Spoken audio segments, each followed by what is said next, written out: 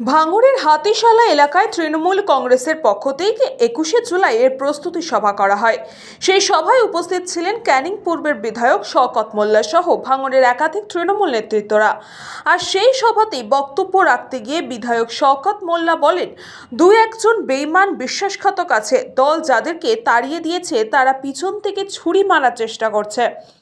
পোলেরহাটে petrol পাম্পের পিছনে বসে সমাজ বিরোধীদের নিয়ে ছুরি মারার চেষ্টা করছে এবং তৃণমূল নেতা খৈরুল ইসলাম এবং মনিরুল ইসলাম সহ যারা সামনের সারিতে নেতৃত্ব দিচ্ছে তাদের খুন করার চেষ্টা করছে।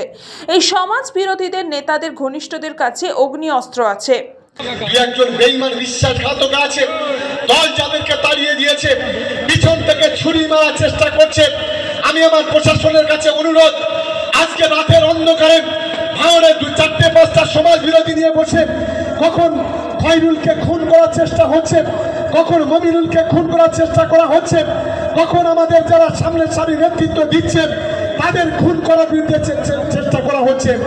আমি বিশেষ করে পোলেরহাট থানার অফিসার ইনচার্জ সহ যারা আছে তাদেরকে অনুরোধ করব, পাম্পের পিছনে যে সমাজ বিরোধী নিয়ে বসা হচ্ছে হয় এগুলো বন্ধ হবে, না হলে তৃণমূল কংগ্রেসের কর্মীরা কিন্তু বসে থাকবে না।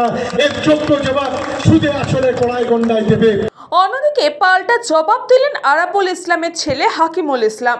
তিনি নাম না করে বলেন, পাম্পে যারা যায় তারা ক্রিমিনাল, ওনার কাছে গেলে তারা আবার সাধু। এমন দ্বিধাচরিতা আর কতদিন চলবে? দেখুন, আমার মনে হয় সরাসরি বলাই ভালো, কারণ নাম নিয়ে যদি না বলা যায় তাহলে হয় কি উচ্ছে কথা বলা যায়, মানে আম্মু যেটা বলবো সেটাকে মানে একটু অন্যভাবে বলতে হচ্ছে। দেখুন, আরাবুল ইসলাম পার্টির থেকে সাসপেন্ড হয়ে বসে আছে, তো সুতরাং পার্টিতে যদি সে না থাকে তো সে তার মতো তার নিজস্ব তার জায়গায়, তার নিজস্ব তার ডেরায় সে তার পাম্প, নিজের পাম্প, তার নিজের ওখানে হসপিটাল করছে, নার্সিংহোম করছে, সেই জায়গায় সে বসে থাকবে, এটাই স্বাভাবিক।